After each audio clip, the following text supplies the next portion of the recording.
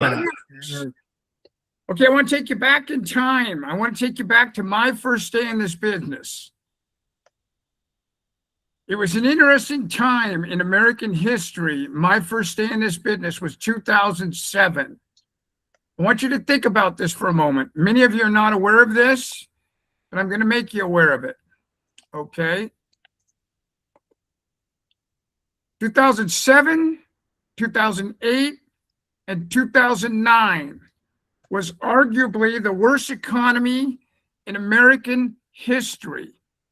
Washington Mutual, Countrywide, New Century, Greentree, Lehman Brothers, AIG, General Motors filed Chapter 11 on June 1st, 2009. Bear Stearns collapsed. Circuit City collapsed. Chrysler filed for bankruptcy. ATA Airlines and Aloha Airlines out of Hawaii both collapsed. I can go on right now for hours. I was there and I lived it, and I was old enough to know what the hell was going on. I saw it coming. In June of 2006, I owned one of the largest mortgage brokerage firms in the entire country, arguably maybe the largest.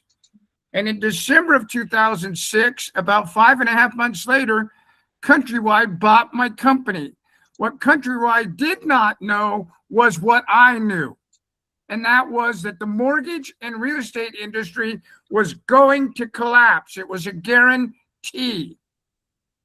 Greed at the C level and at the P level, presidential, vice presidential, CEO, COO, CFO level, was all out of control at Countrywide, and they didn't have their eye on the ball, and they were so large that their bean counters over here were standing there yelling across the room or across building to building, "We're in trouble." And they just kept driving on, buying mortgage-backed securities on the secondary market, including mine. And they bought my company lock, stock, and barrel, along with a worldwide telemarketing company I owned. And I was going to skate off into the sunset at 44 years old. This was December of 2006 on the 15th. And 17 days later, my wonderful wife of over 25 years announced a divorce. Within less than 30 days, in front of a mediator, they had come up with a figure that I had to pay for child support and alimony, which happened to be a little over $64,000 a month. Not a year, but a month. So I made agreements with my wife, soon to be ex-wife, that I was going to find something to do, financially speaking, to offset that or to pay for that, because I did not want to take it out of my retirement funds, quote unquote, the money that we had just received from selling our company, because the bottom line was this: I had invested it and it was going to go to hell in no time. It was starting to go to hell. The stock market was going to all but crash, as were all these companies, and I knew that. So I went around the nation to 3 spots that I knew of, where a bunch of men and women, young, medium, and old, we used to call them men and women back then, young, medium, and old, were located. And I got in their ear as to what industry I should get in. And interestingly enough, as people were exiting the mortgage industry and as people were exiting the real estate industry, which, by the way, was a little over 23 million people. Some of you are saying to yourself, or have been asking yourself, is this merchant cash advance industry saturated or super saturated? It ain't even close. There's over 100 million businesses, and there's roughly about 250,000 to 300,000 people in the entire industry. When I was in the mortgage industry, there was 150 million houses and over 23 million people in the mortgage industry. Now that's super saturated. Make no mistake about it.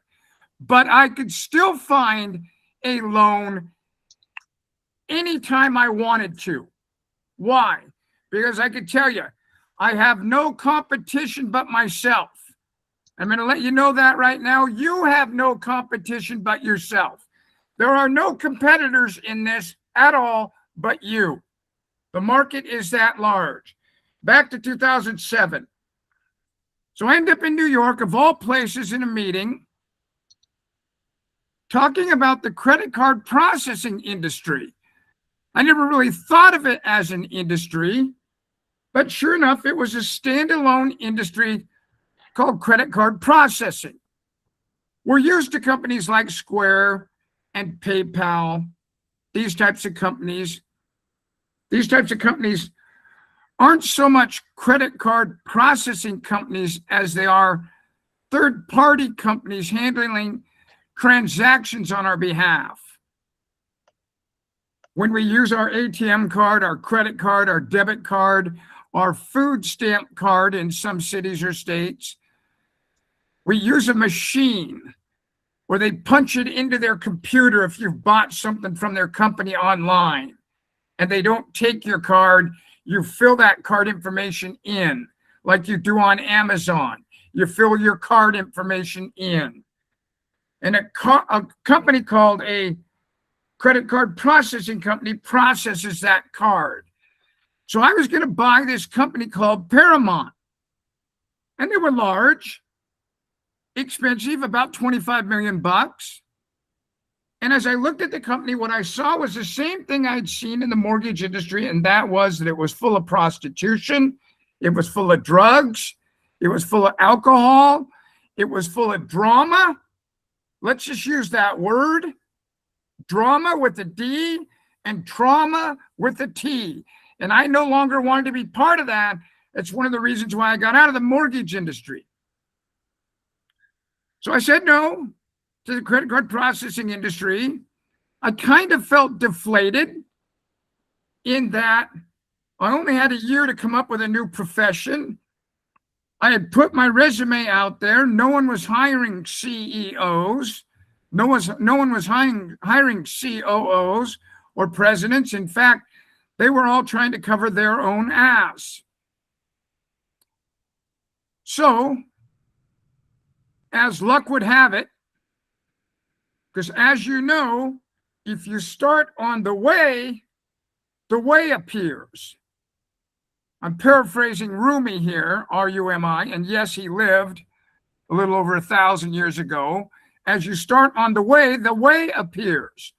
Well, I was very much underway, on my way, looking for what I was going to be doing so I could pay my child support and alimony, which was hefty.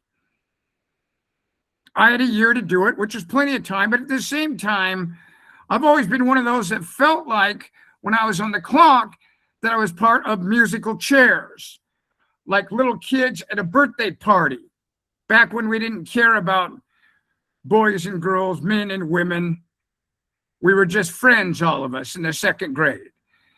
And you were over at my house and we were playing musical chairs. That's the way I ran my life. That's the way I've always run my life, where there is a stopwatch.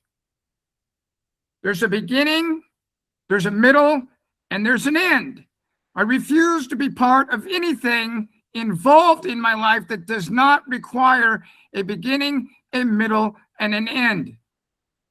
And I knew the end was near. And so I was looking underneath every rock I could look underneath for that treasure, which was going to be what I was going to be doing in the years to come. And I was not going to make a hasty judgment. So there I stood, as luck would have it. You know what they say, the harder you work, the luckier you get, right? As luck would have it, there I stood, of all things, in a Starbucks, which was unlike me, because I don't drink coffee, but I ordered a hot chocolate. But to back up, put yourself in line with me, stand next to me, and understand that there's a kid in front of us that's about 30 years old, and he's a loudmouth. We've all seen that loudmouth woman, that loudmouth young man, young woman, 30 years old, boasting about their lives. We've all felt that energy where we could tell that they are in tune. They are in tune. They're not out of tune. It's not like a car driving down the road, sputtering and kicking and chugging and barely making. This was a kid that was firing on all 8 cylinders, or all 6 cylinders, or all 4 cylinders, or a full charge when it comes to electricity. And I love energy, especially positive energy. So there I stood listening to this loudmouth, saying to myself, this kid has stumbled across a gold rush, metaphorically speaking. Now, in the history of man, since we came up off of all fours, if you believe we went through the evolutionary process of coming out of the ocean, or having been a chimpanzee at one time, at some point we had to stand upright. And I found myself involved in this environment where I said to myself many years prior that you and I are going to meet people that are part of a gold rush, metaphorically speaking. And when we do, if we're looking to be part of a gold rush, we might want to pay attention. And that might be the reason why you're here on this platform, is because you're saying to yourself, you know what?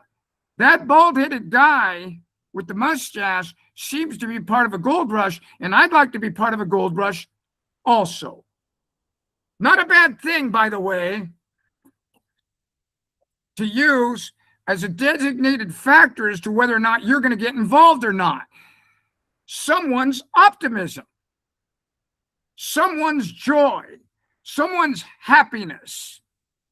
You're obviously not going to follow somebody who's walking around with a handgun and they have it stuck in their mouth and say to yourself, I'd like to be like him, or I'd like to be like her. We unknowingly, and believe me, it is unknowingly, because I've been coaching now for over 40 years, we unknowingly, most of us, are drawn to people whose energy level is up. But now more than ever, in 2026, we're scared as hell as to whether or not to follow them. And the reason behind it is because we've followed so many of them, and they've led us to no pot of gold again and again and again. So we live in a world where we're saying words like, is this a scam? Like Bobby says, magnetic. It is energy, Bobby. You're absolutely right. It's magnetic. Now, I didn't want to do anything other than just listen to what this kid was doing for a living. Had I paid attention to the way he was speaking, had I paid attention to the way he was dressed, had I paid attention to the color of his skin, had I paid attention to the dimensions of his body, height and weight, had I paid attention to his sexual orientation, had I paid attention to his social status, or his religious choices, or his political choices, I probably would have been diverted. I don't pay attention to that shit. I pay attention to what Bobby just said, and that's that magnetism. That's that aura. Aura. This kid was part of something, and he couldn't keep his mouth shut. And what he was doing was he was trying to talk the 2 kids in line with him into going into the merchant cash advance industry. What he didn't know, and we all have been there, was that they had already bought in. Show of hands, how many of us don't serve the soup? How many of us don't turn off the stovetop and serve the soup? Instead, what we do is we scorch the pan. Show of hands when it comes to sales. How many of us keep talking when it's done? Show of hands. Come on, we've all done it. We've all done it. I know when to shut the bottle off. I know when to shut my mouth. The only possible way you would ever know this is you have to have talked yourself out of a sale. You're trying to talk a girlfriend or a boyfriend, a friend, your husband, your wife, your partner into doing something because you're excited about seeing that concert, about going to that show, about going to the game. And after a while, she's standing there, he's standing there, they're standing there, and it's like, time out. Shut the hell up. I get it.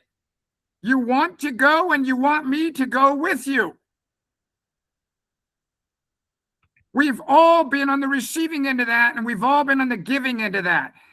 I wanted to tap the kid on the shoulder and say, stud, they're in. I read situations and people for a living. They're in. Stop overselling it. What he didn't realize was there was a crowd around him and that I was going to become part of this industry. That's how gold rushes happen. You overhear this and you know in your heart they can't be making it up because it's resonating with you. It's dripping out of every pore that they have. It's steaming out of every pore that they have. They can't hide it. It's like being at a poker table with a royal flush in your hand. And you know you're going to win. But you have to understand, every one of us has a tell. We have a tell. He had a tell. And believe me, he was telling it. And he was selling it. And by God, it was tiring. No different than me emphasizing what I'm emphasizing right now. By now, you're saying to yourself, my God, Brett, I get the point. Bravo. Let's do this. So him and I end up next to one another. You know it's going to happen. God was going to bring us together. The universe, the cosmos, whatever you believe in, your atheistic self and other atheistic beings, you know you're going to meet one another. So we're standing next to one another, him waiting for his coffee, me waiting for my hot chocolate. Because, by the way, if you haven't been to Starbucks lately, they don't make a lot of hot chocolate. And I ordered mine special, just like he ordered his coffee special. So therefore, we had to wait because they were abnormal orders. And anything abnormal at Starbucks requires that they get out of the conveyor belt mindset and they've got to make it custom, which is an absolute bitch.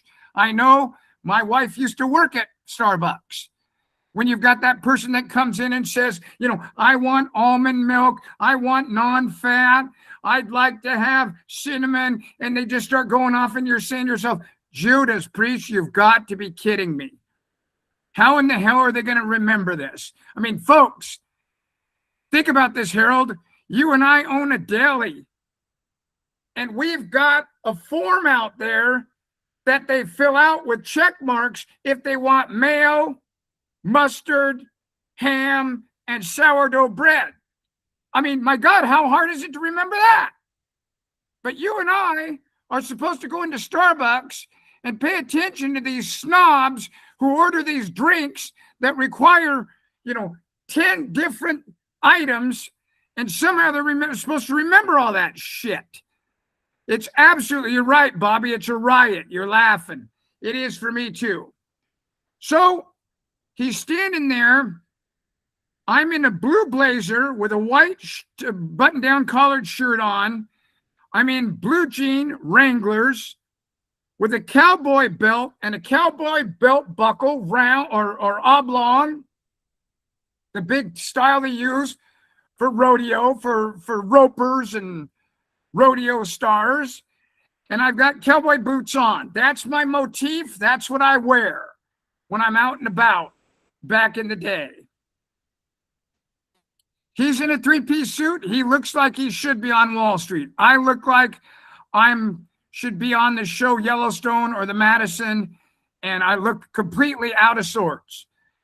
So make no mistake about it, his guard was not up when I said to him, I'd like to know what you do. But before I do, I'd like to pay you some money.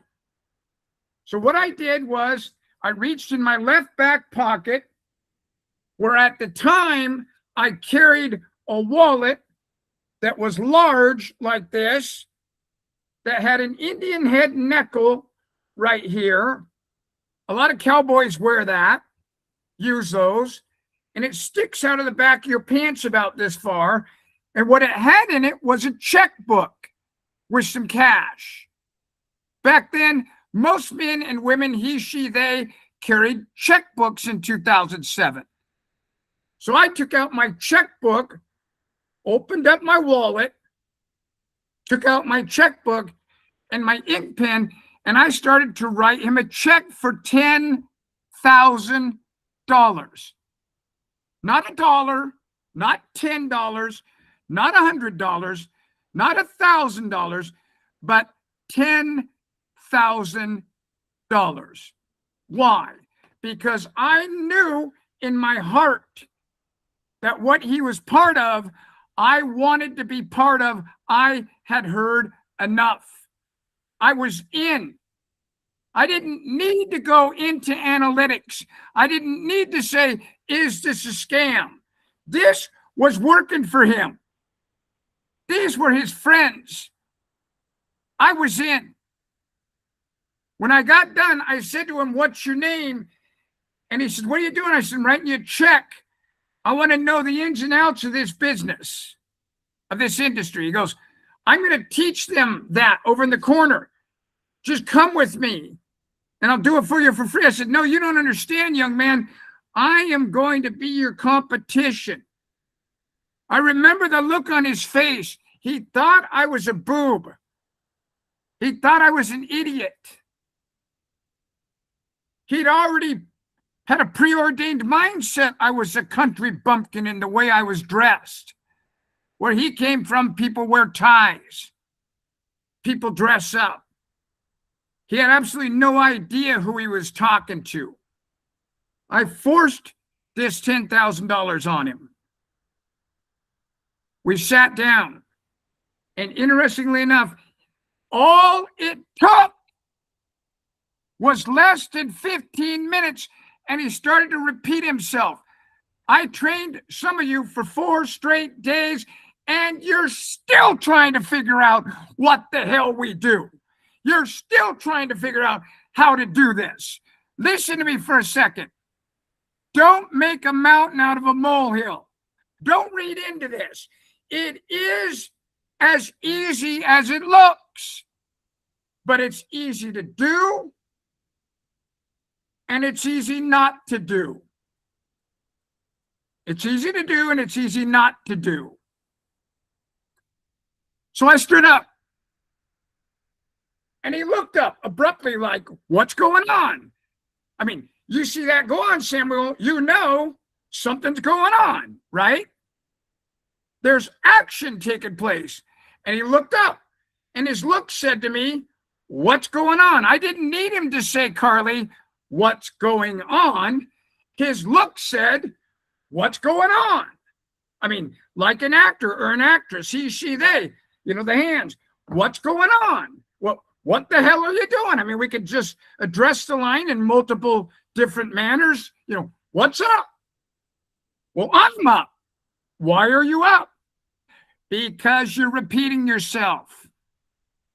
I understand you have no more to teach me.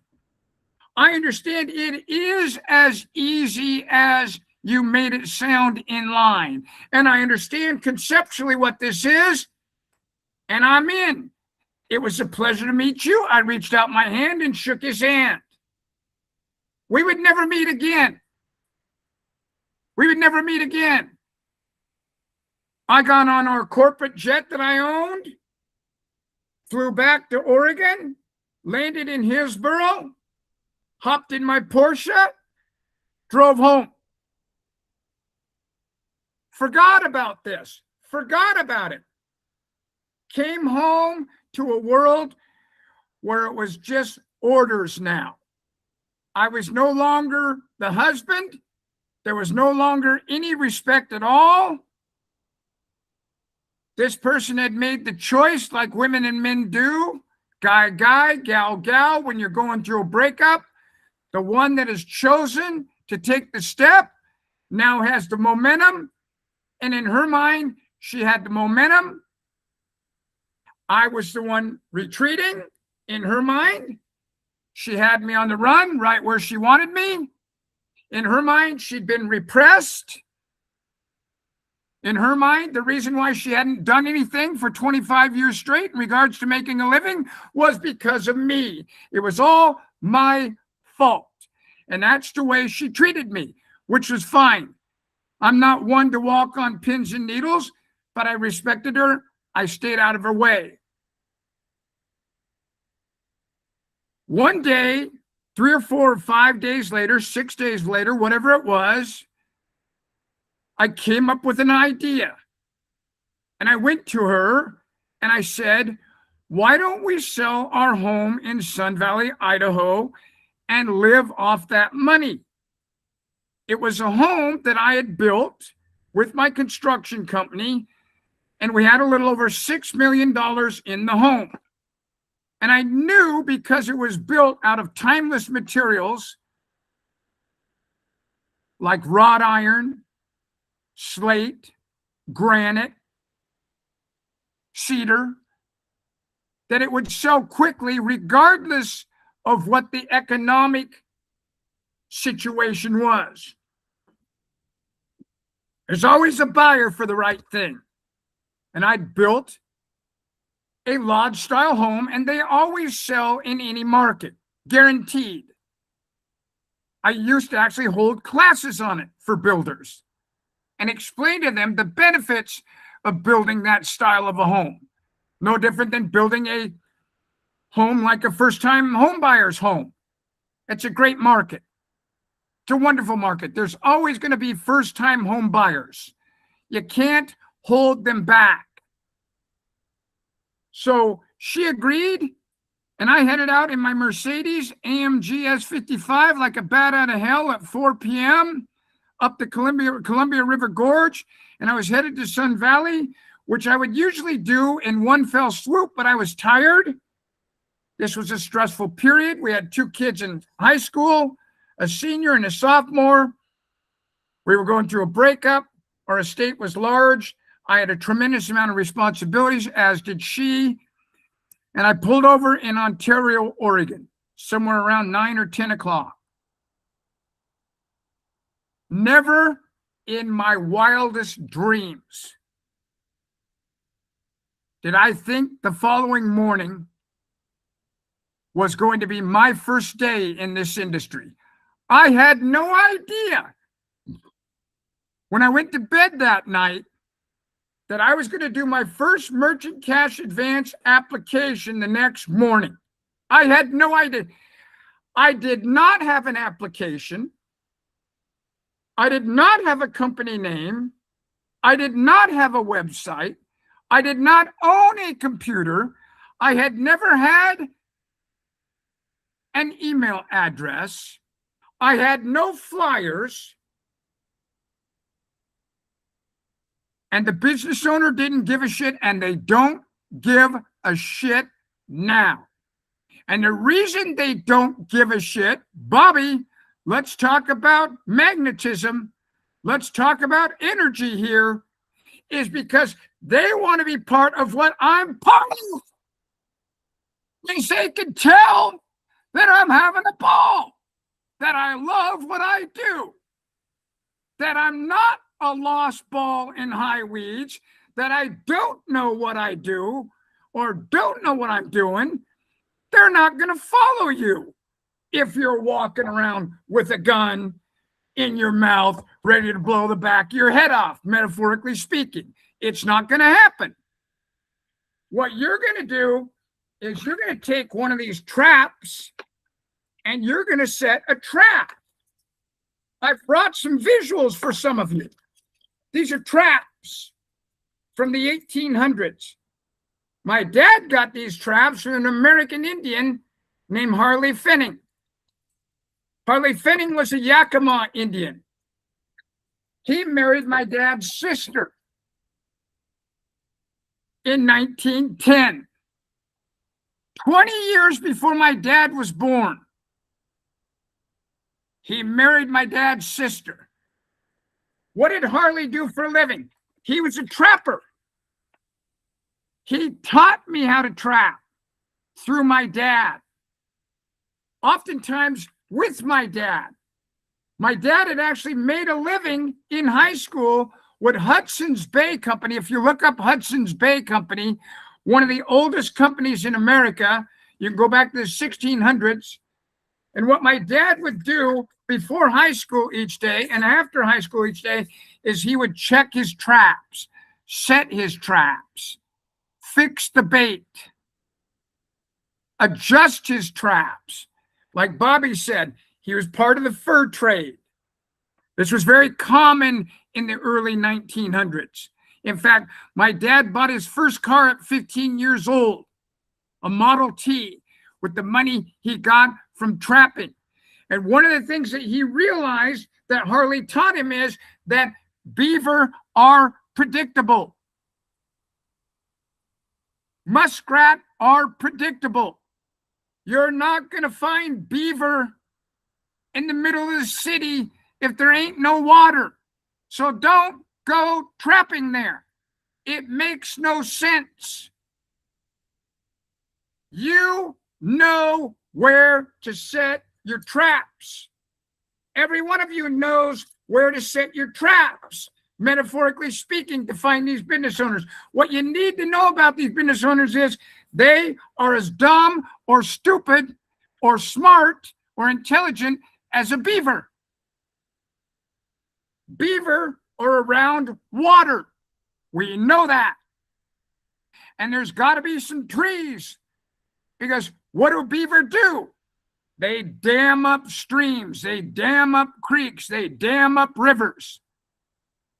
Now, the beauty of a beaver, if you watch a beaver, is a beaver doesn't care about your sexual preference.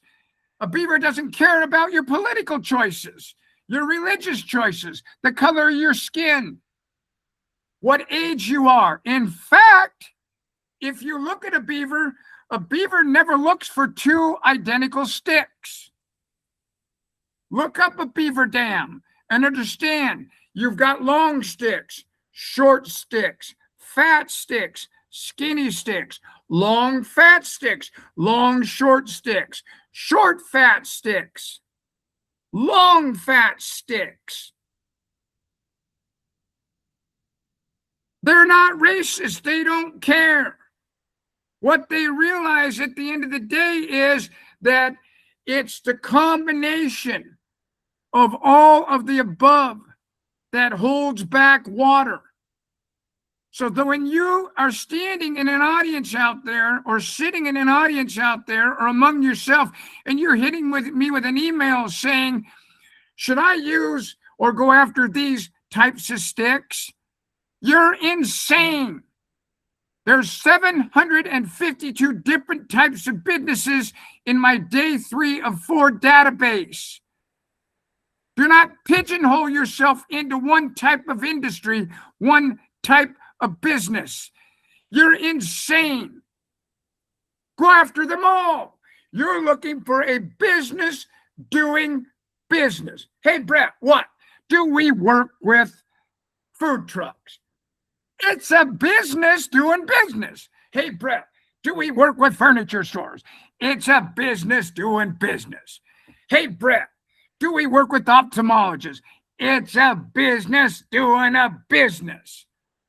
If you're paying them with your card, with the check, with cash, with Bitcoin, whatever it is, by God, we're interested in looking at the business. Are we going to know what the interest rate is?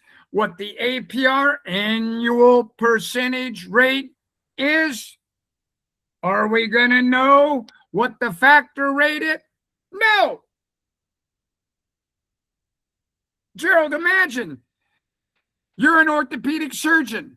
I come into Gerald's office. My ankle's not in good shape. And I look at you, Gerald, and I say, well, what I've done is I've fractured my, tibia. And it's bleeding down into my ankle. Are you going to take my advice, Gerald?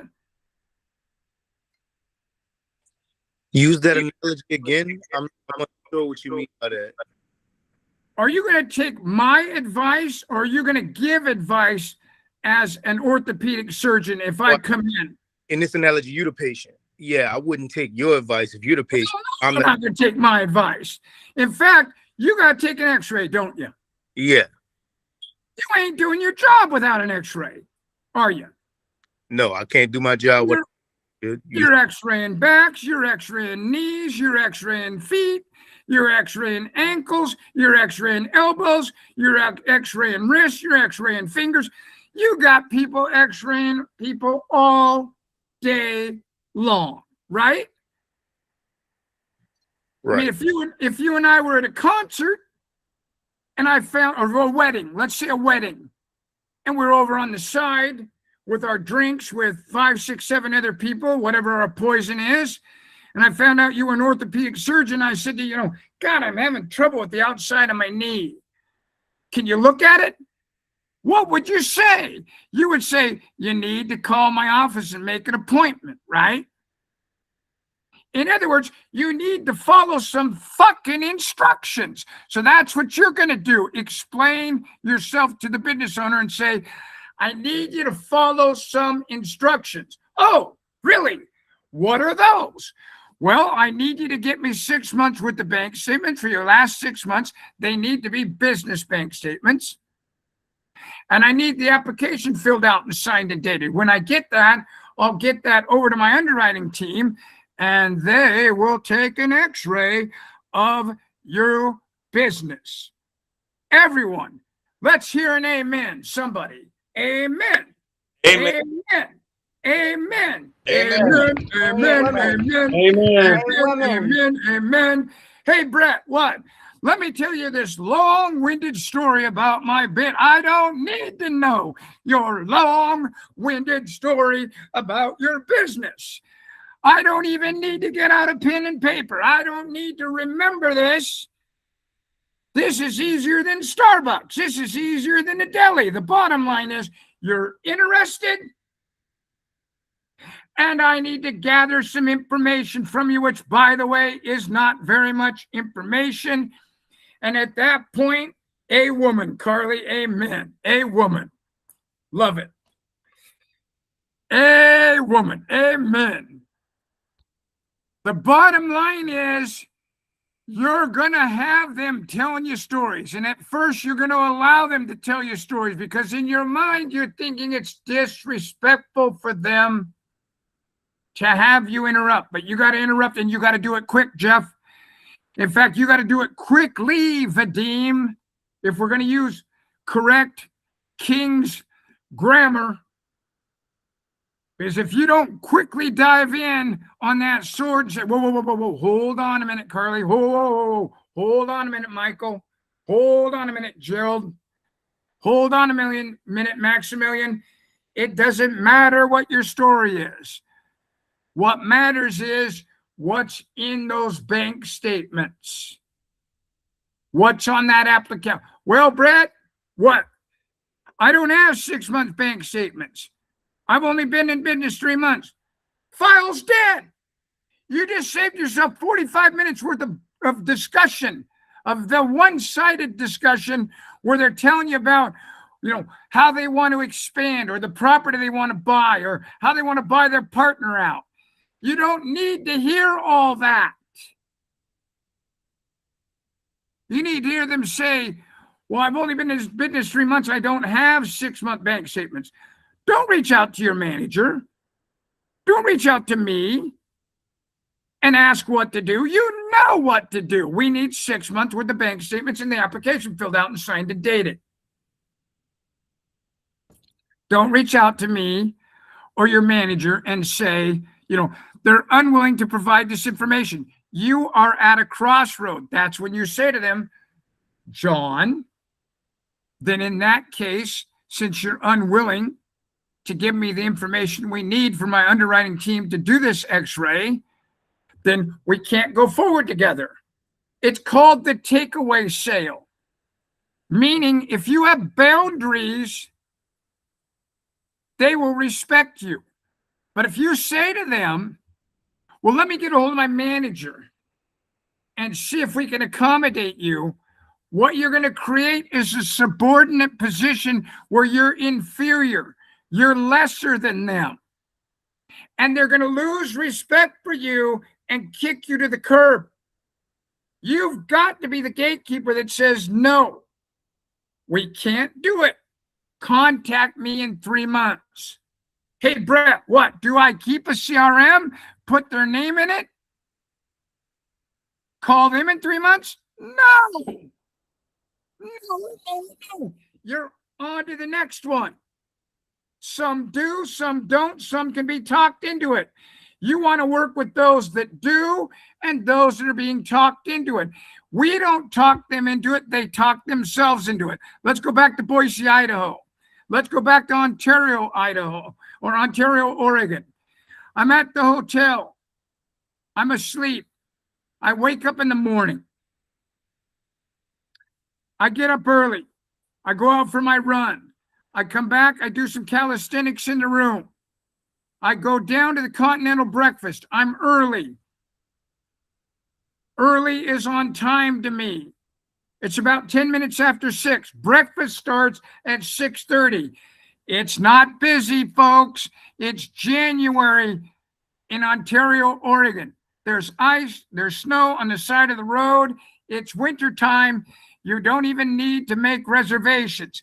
You're going to find a hotel or a motel on I-84. It's a guarantee. You don't even need to make reservations. You need to make reservations right now, at least a week in advance, if not sooner, but not then, which means there was no one in the crowd but me. So the gentleman that was folding the eggs in half, some of the eggs he was putting chunks of ham inside, chunks of cheese inside, or a drizzle of cheese on the outside. But at the end of the day, he was folding these round egg shapes in half, making half moons out of them. Looked over his shoulder and said to me, "You're early. Breakfast doesn't start till 6:30. I said, "Would you mind if I watched the Financial Channel?" It was on CNN. And he said, "Not a problem. Go ahead." I sat in the corner. We started to talk. People talk to me because I make eye contact with them. In less than 5 minutes, we had gone back and forth. Think volleyball, think ping pong, think table or tennis, think badminton. I hit the ball to you, you hit the ball to me. I hit the ball to you, you hit the ball to me. If I bogart the joint, if I hold on to the ball and I hit the ball too many times on my side of the net, I lose the point. Right, everybody? So your answers are going to be minimal. Minimal. At some point, he made a conversation to me in a statement. You seem like a sharp young man. I was much younger than he was. What do you do for a living? Now, you're going to get asked that today. You're going to get asked that tomorrow. You're going to get asked that next week. You better have this tool in your toolkit. So what you're going to say is the same thing I say. And what I said was, I represent a company that sells businesses money. How hard is that to remember? You don't even have to write it down. This isn't Starbucks with 16 ingredients in a coffee. I represent a company that sells businesses money. If I ask 50 of you, there's only about 30 of you on the phone. If I asked all 30 of you to say mom and pop business funding as fast as you could, I would see abbreviations. Here abbreviate mom and pop funding, mom and business funding, mom pop. I hear it all the time, all the time. What I would recommend you do is stand in front of the mirror again and again and again and again and again today and say, I represent a company called Mom and Pop Business Funding. But I wouldn't do that with the business owner until later. You want to leave this trap non-threatening. You do not want them to see the gun. You do not want them to see the bullets. But by God, at some point, you're going to have to drive home the dagger. And that's what scares the crap out of most of us is we don't want to drive home the dagger. We don't want to shoot that mink. We don't want to kill that mink. This is not a fun place to be. I remember doing this with rabbit, with mink, with beaver, with nutria, with otter. And it wasn't fun. We didn't have the luxury of standing back with the gun 25 feet and shooting it from a distance. We were actually taught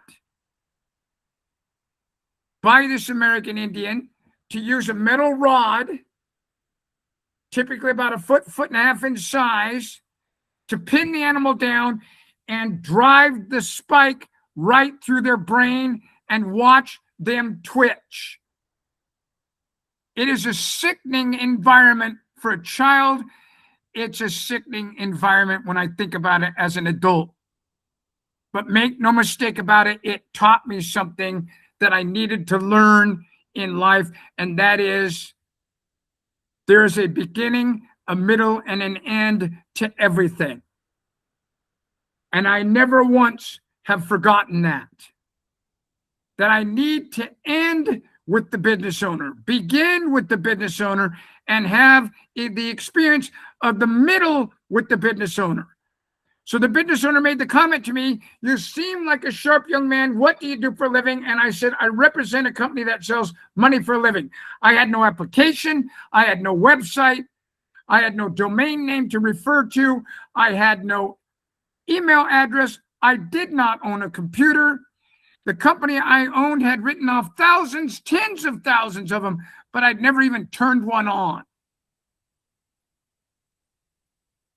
I was not employed in the industry. I knew where I was going to be employed in no time at a company called Advance Me, where this kid worked, because I knew what they knew, and that was that they were always looking for quality people, and I was a quality person. And I was going to be bringing an application in with me, so this was going to be a no-brainer for me. I was a phone call away from going to work with this organization. Good morning, Vadim. Top of the morning to you, brother. You look sharp. You're a handsome young man. I hadn't seen you before. It's nice to see you all the way from Ukraine. Good to see you, brother. All right, so I made the comment to him.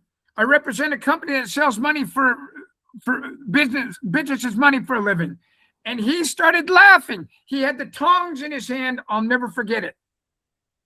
I can't begin to tell you how many times I've had business owners laugh on the phone, in person, when I said to them, I represent a company that specializes in selling businesses money, or we represent a company that specializes in selling businesses money.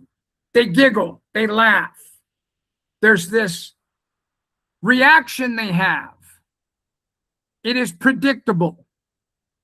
He laughed, and his next words out of his mouth, wait, because this is volleyball. I volleyed. I made my comment. It's time for him to return. So you're going to a full stop. You don't say a word. What do they say about the next one who speaks? He loses. Loses. There you go, brother. He loses. She loses. They lose. So he came back. Curiosity killed the cat, right? And he said, what does this money cost? He may as well said, what's the interest rate? What's the annual percentage rate? What's the factor rate? But instead he said, what does this money cost? Now you know it's going to come in forms of different words. It doesn't matter. It's all the same. Your response is going to be identical every time. Not, let me check with my manager. Let me check with Brett. Brett didn't teach me this. I need to get a hold of Brett. Hey, Brett, I got a hotel owner in Ontario. No bullshit. Here's what you're going to do. You're at a crossroad. You're on your own. You're on your own. It's like watching Tom Cruise or Tom, to what the hell's his name? Wilson, Tom Hanks in the movie where he's stranded on the island, a year or two, and he's got the volleyball called Wilson. Anyone remember the movie? Yep. Yes, sir. What was it called? Something about FedEx. Anyone? Castaway. There it is. Thank you, Joe. Castaway, Thank you, Charmaine. Castaway. You want to see one of the greatest endings in your life of a movie? Go to the end of Castaway. And Tom Hanks is standing there next to his Jeep Cherokee. And there's this crossroad shaped like a plus symbol. And we get an aerial pullback. And I'm no different than you. I'm saying go to the woman. Go to the woman. You've had her package all this time. You notice that emblem on the back, that logo on the back of her truck. It's her. Go to the woman. But they don't give us that. They give us indecision. Metaphorically speaking, it's a Shakespearean moment where you and I are involved in a world where the decision is not made, it's unmade, which quite frankly is a decision.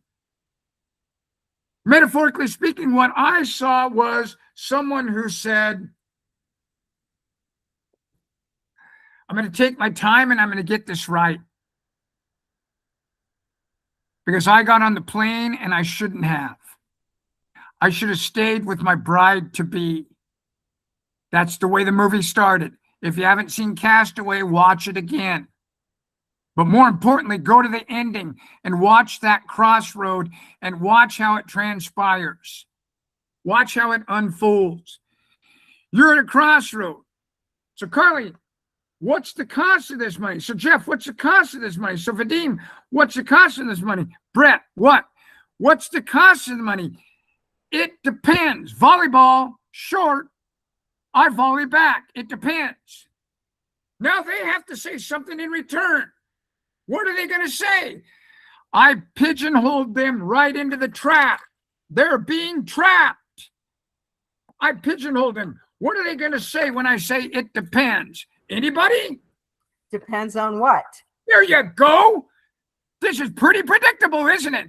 And guess what, Carly? It happens every single solitary time. Just like that. Because I set the trap at that crossroad. I don't say, I don't know. They didn't teach me this. That ignorance is going to cost you the sale. It's going to fail. You're going to be looking for another job, another gold rush, another business opportunity. At that crossroad, you're going to dive all over that sword and you're going to say, Jimmy, you're going to use their name. Johnny, you're going to use their name. Samantha, you're going to use their name. Brenda, you're going to use their name. You know their name by now because you've done what? You've extracted it. Because what you do is you show them your cards. Well, before I sit down, sir, I'd like to introduce myself. My name's Brett Martin. Good morning to you. My name's Mike Fitz. Good morning to you. Good morning, sir. I'll be over here. Let me know when breakfast is ready. I know the name. I know your name. Gerald, I get in an elevator with you. Michael, I get in an elevator with you. I get on an escalator with you, John Moser, and I know your name. The moment we lock eyes, I look at you and I say something like, I like your jeans, or man, those are flashy tennis shoes, or good grief, that's a beautiful necklace. How much gold is in that thing? And they're more than willing to say to you 6 ounces. And then you reach out your hand physically, but now more than ever, it's got to be metaphorically, because we are no longer shaking hands. You see, folks, they've taken away that energy.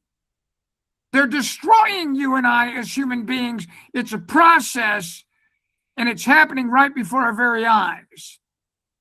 There are more germaphobes walking the earth right now, pro rata share, than there's ever been. You wait, give it another pandemic. It's coming. And I can tell you're going to see isolation you can't possibly imagine. You think you have isolation now.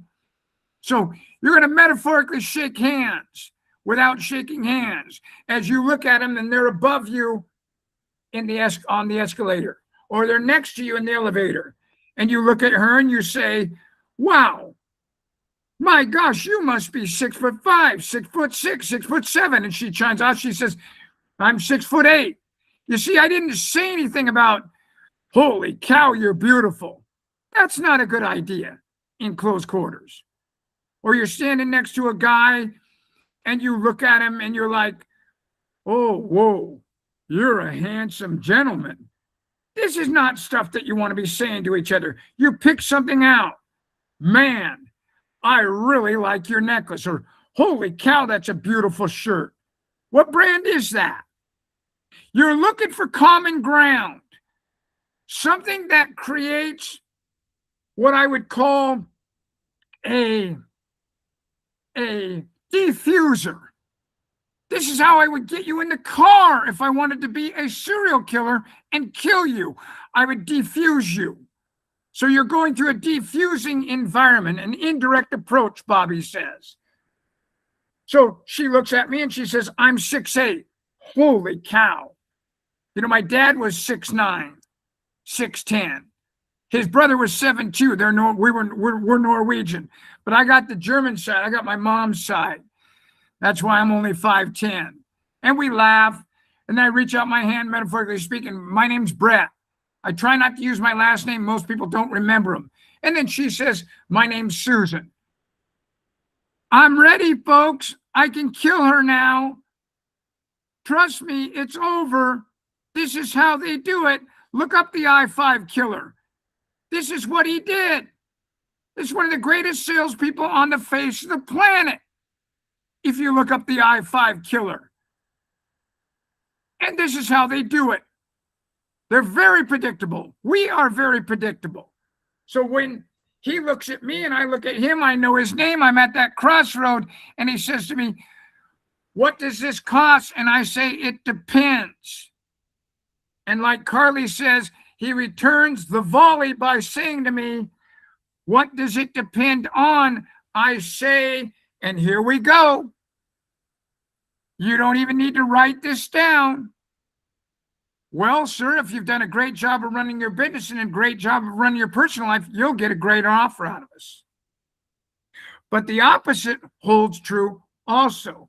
And if you've done a poor job of running your business and a poor job of running your personal life, you'll get a poor offer out of us. He started laughing and he made the comment to me, like they all do when they've done a great job with their personal life and their business life. Well, I've done a great job of running my personal life and my business life, so I'll get a great offer, right? And I said, yes, you probably will. Not yes, you will. Yes, you probably will. Because to let you all in on a little secret, they're all liars.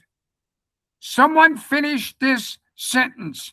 Buyers are what? Liars. Liars. We know, don't we? Buyers are liars. Buyers are liars. Every one of your business owners is full of shit. Now, that's hard for you to comprehend because you're going to come to us and you're going to tell us how great this business owner is. How wonderful your business, this is your business owner. You found this business owner. It's your business owner. And you're going to try and tell us how great this business owner is. But inevitably, what you're going to find is there's a reason why they're talking to you in the elevator. There's a reason why they're talking to you on the escalator. And there's a reason why he was talking to me that morning in the continental breakfast. And that's because he couldn't get a loan elsewhere. Why? Because he hadn't done his taxes and he had been turned down by the bank. He had filed for an extension. April 15th was the due date, and he had filed an extension until October 15th. He needed money then, like the body needs blood. He knew this. He wasn't telling me this. I knew this because why? Because he had taken the bait in the trap. He had taken the bait in the trap by asking me these questions. So the next question out of his mouth was this: what do I need to qualify? I didn't have something that I could read off of. It's not as though I had a preordained yellow sheet of paper. Item number 1, item number 2, item number 3, item number 4, item number 5, like my wife at Wells Fargo, or when my wife went to work for KeyBank, item number 6, item number 7, item number 8, item number 9, item number 10. Do you need to use the restroom? If so, go ahead, because I've got 64 more items to read here to you. That's the way banks roll. So brevity is the key. And you're going to talk about brevity, how brief this is. Well, Dave, all I need is 6-month bank statements from your most recent 6 months for your business. We don't accept personal bank statements. And I need the application filled out and signed and dated. It's not much bigger than a bar napkin. If you've ever sat in a bar before, a bar napkin's about yay big. It ain't much bigger than the glass that it's sitting under. All right? It jogs their memory. I've seen a bar napkin before, so the application must not be big, large, huge. 3 pages like my bank, 10 pages like my bank. They see it as a path of least resistance. His words to me were something along the lines of, no problem. When you get done with your breakfast, meet me over there. I'll have the information ready for you. I'd gone through the ordinary information like social security number, your address, your date of birth, how long you've been in business, the business of the business address, the name of the company, and so on. He had it all ready, and back then we needed 3 months bank statements and 3 months credit card statements. Now we only need 6-month bank statements, no credit card statements. He had it all ready when I got over there. I ate my breakfast like it was a competition, and I was out to win. I don't even think, quite frankly, I chewed it.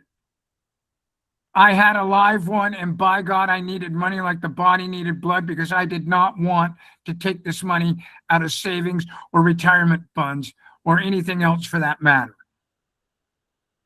I got behind the scenes, ran up the stairs, got my binder, got my ink pen, carry it with me everywhere. Downstairs I go, knock on the door. He's ready. I don't even have to ask him anything. He has it all written down. Very professional gentleman. Already has 3 months bank statements, 3 months credit card statements ready for me. I've got a foot out the door. We're not shooting the shit. If you shoot the shit, then he's going to find out what you don't know. We don't want them to find out what we don't know. Everybody, agree? Agree. The more you yak, Yes. the more you yak, the more apt you are to slip on the banana peel. Don't do it. Serve the soup. Shut off the burner. Don't scorch the Campbell's soup. You're done. We emphasize being done by things like closing this, the noise. Hear the noise? Remember, I got up from the table at the Starbucks, which is indicative of me saying in my actions, the meeting's over. You're repeating yourself. We are audio and we're visual. He knew I was done. He handed me the information. I said, it's nice to meet you. I'll get a hold of you later today, if not tomorrow. Have a wonderful day. He said, thank you so much for stopping by. I hope you enjoyed your stay or whatever. That was that. Now, I knew that Stacy, who had been my assistant for the last 9 years in the mortgage industry, was having trouble at Countrywide. So I called her in Camas, Oregon, where she lived, and I said, what are you doing this morning? And she said, to be honest with you, I am going to put together a resume. I'm looking for a job. I said, exact same terms as when you work for me at Willamette Mortgage Services Incorporated and MJ Can Associates. How'd you like to go to work for me? And she started laughing and said, consider it done. What will I be doing? I said, no different than what you've been doing in the past. We're going to be looking at files. She said, you're going back in the mortgage industry? And actually, I'm going to be part of the merchant cash advance industry. I explained to her what it was. It took me no more than a minute, and she started laughing. She goes, it sounds like a fun, easy thing to be part of. Because her and I were used to loans taking 30 to 60 to 90 days, and I owned the company. I owned the underwriting department. I had the credit lines on Wall Street with Deutsche Bank and JP Morgan. And these loans in the mortgage industry still took 30 to 60 to 90 days because we had to rely on outside sources and resources like appraisers. And we had no control over them or the title company and other people involved in the transaction. In this case, we were the buck stops here. So I said to Stacy, give me a couple hours, I'll give you a call back. And I headed out.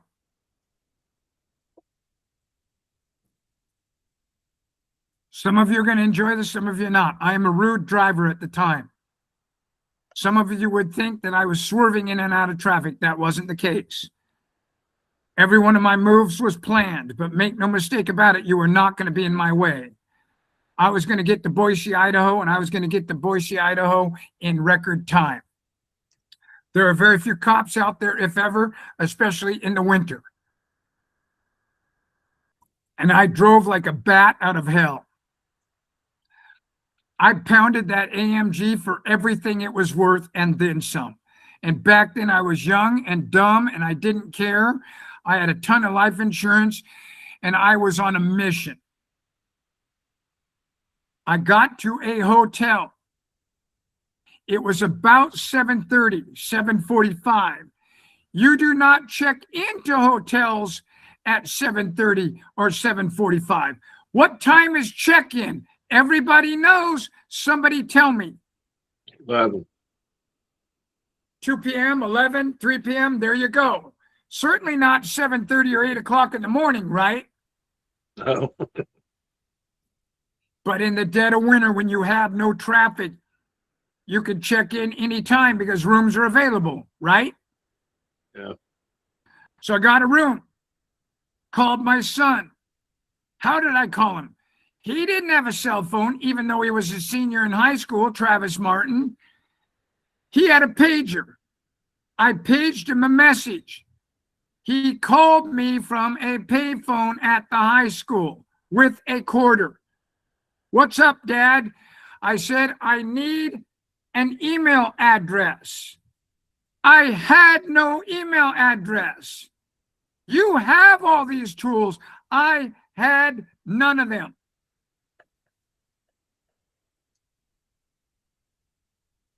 He said, you need to buy a computer, and I'll show you how to set up an email address on the company the family server on Comcast. I said, what would you recommend? I want to buy a laptop. He said, get a Gateway. Back then, if you recall, in 2007, Gateway and Dell were everywhere, everywhere. They were on every single corner throughout the United States in any major city. So I had to wait around. Young man comes in, gets ready to open the door. I am the first customer. He gets me a Gateway computer for right about $3,000. Shows me how to get signed on. Shows me how to use the internet within reason. I'm gone. I go back to the hotel, call my son. My son gives me Brett44@Comcast.net. A lot of you are looking for the perfect email address. Stop that. The business owner doesn't give a shit. You give a shit. But you live in a self-fulfilling prophecy. And since you live in a self-fulfilling prophecy, you think that they're not going to like your email address, and therefore they won't. They pay attention to what you pay attention to. That's called a self-fulfilling prophecy. If you have a foregone conclusion in your head, you're going to create an audience that has a foregone conclusion in their head, because you're going to use actions and words that differentiate yourself from other circumstances and situations, and they're going to pick up on it. That's what we do. We pick up on actions and words, hesitation, punctuation, energy. Now, I need a flyer. I bust my ass. I get over to a printer. Back then, printers were a dime a dozen. They were on every corner. And a gentleman works with me with a flyer, very similar to the flyer you have now. And it was a flyer for hotels and motels. I was going to spend the day going after hotels and motels. I waited till about 9 o'clock when Dennis got up, my lead attorney, called Dennis Bromka from Cambridge Pacific. You can look him up. He's a real person in Portland, Oregon. And said to Dennis, we're in business. I need your help. What do you need me to do? I said, I'm going to send you $3 million. Pretty sure it was $3 million. He thinks it was $2 million. Either way, it was over $1 million. I know in my mind we put $1.5 million in each account. I had him open 2 business accounts, one called West Coast Business Funding and one called East Coast Business Funding. So when I was on the other side of the Continental Divide advertising on the phone, I could act as though I was East Coast Business Funding. Or on this side of the Continental Divide, I could act as though I was West Coast Business Funding. Not rocket science. So by the end of the day, he had put the money in the bank in both business names. I had wire transferred the money over. Stacy and I had underwritten the file. I had called AdvanceMe and figured out what they needed, what they were looking for in regards to underwriting. And I decided, screw it, I'm not doing this loan at AdvanceMe. I'm starting my own company. We're going for it. I can do this. I don't need AdvanceMe or anyone else for that matter. I got the Quan, I've got the credit lines. Where there's a will, there's a way. I am in business. We looked at the bank statements. He was grossing a little over $600,000 a month. And we made an offer, if I recall right, of $330,000 the following day. And he had that evening actually. And he had no problem. He had no problem. He agreed to it. So what I had Dennis do that day was go down to Hallmark and buy a business loan contract, a business loan contract. And then what he did and I did was we wrote lines through areas that we thought didn't pertain to us. We filled in our names. And then what he did was he made the proper changes to it, whether it be East Coast Business Funding or West Coast Business Funding. And we had 2 contracts. We built a contract, and I emailed the contract over to the business owner, called the business owner the following day, said I sent the contract over. The business owner signed the contract in no time, and Stacy and Dennis saw to it that he got the wire, and that was it. We were underway. End of story. That's it. That's how we began. Stacy says that day I landed 5 businesses or 7 businesses, all hotels. I say I landed 5 businesses or 7 businesses. We're not sure what it is. Either way, I kept working that day and contacted hotels. I didn't even think about motels yet, but motels were a hell of a market for me in my prime. They suffer just like hotels. The following day, I made a different flyer. Over the course of the week, I went after salons. I went after bars and restaurants. I went after daycare. I went after different types of businesses to see what kind of gross revenue they were doing, whether or not their industry needed money. What I realized was the same thing I'd always known about myself, and that was every business needs money. And they needed money like the body needed blood. So there was no business in particular was better than any other business, other than they did more gross revenue, which meant that the loan amounts were going to be higher, more than likely. So that's the story of how this company got its start. It's not an uncommon story. My assumption is that this is a story that's very similar to a lot of companies in this industry in those early years, because it was the Wild West. But what's interesting is this is still the Wild West. So whether you are out there and you are going after businesses via telemarketing, whether you are going after businesses door to door, whether you are going to businesses via parking garages or Rotary meetings or bank loan turndowns or Craigslist or blank envelope mailers or bandit signs on the side of the road, it doesn't matter. At the end of the day, you're going to get asked similar questions again and again and again. It's very predictable, and you'll have no problem with this and being unschooled, untaught, uneducated, unlearned, ignorant, in other words. Because what you're going to go back to constantly as a center, like a tuning fork, is, Michael, in order for us to go forward, I need 6-month bank statements and the application filled out and signed and dated. You can tell me all the story you want. But at the end of the day, I need that information. Now, if you want to tell me the story, go ahead now. Well, Brett, it wouldn't make any sense for me to tell you the story because I'm looking for startup capital. Do you do startups? No, we don't.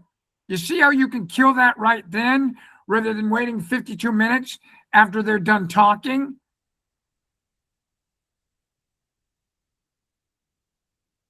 Well, Brett, I don't have 6-month business statements. We were in business during COVID-19. We shut down. We just went back in business. I've got a month and a half worth of business statements. Will that work? I can add my personal bank statements. No, unfortunately, we need bank statements for your business only, and we need 6 months worth of bank statements. So you'd have to get a hold of me in 4.5 months. We're done. Get out of there as fast as you can. All right. I hope this sheds some light on the subject matter of how to get started on your first day in this business.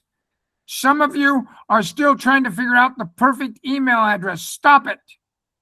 Some of you are still trying to figure out the perfect spiel. You know, it's like watching the movie Glenn Gary, Glenn Ross. Someone give me an amen. Any amens out there? Amen. Amen. Amen. Coffee's for closers, right? Coffee's for closers. Alec Baldwin. You see this Rolex? It's worth more than the car you drove in today. Look, folks, the bottom line is this. You're always going to think there are better leads. Doubt is out and it's available. It's everywhere right now. You got to lose that doubt. Shout it out. Get out the doubt. Get rid of it. And you've got to use that energy that says, hey, man, I'm part of something great. Like that kid in the coffee shop. You're on your way back from the Klondike. You've made your stake. You're going to get your family. It's the 1800s. The world is your oyster. The world is your eggshell. You have found it. Make no mistake about it, this is it. Now, last but not least, if you do not tell the cosmos, if you do not tell God, if you do not tell the universe, if you do not tell Google Analytics and Meta, Facebook, Instagram, X, stop sending me more business opportunities and job opportunities. They're going to keep sending them to you. And since we live in a world where we're always looking, never finding, thinking we can find a better relationship, a better home, a better car, a better job, hell, a better dog, a better cat, better kids. Always looking, never finding. We're always going to have that doubt. 1 foot in the circle, 1 foot out. We're always going to have that doubt. 1 foot in the circle, 1 foot out. Get rid of the doubt. Put both feet in the circle. Hernan Cortez, 1519, over 500 years ago, taught you and I a lesson. When you arrive on the island, get everything off of your ship that matters and catch your ship on fire. Burn your ship. Leave yourself no options and watch what happens. Everything will work out for you.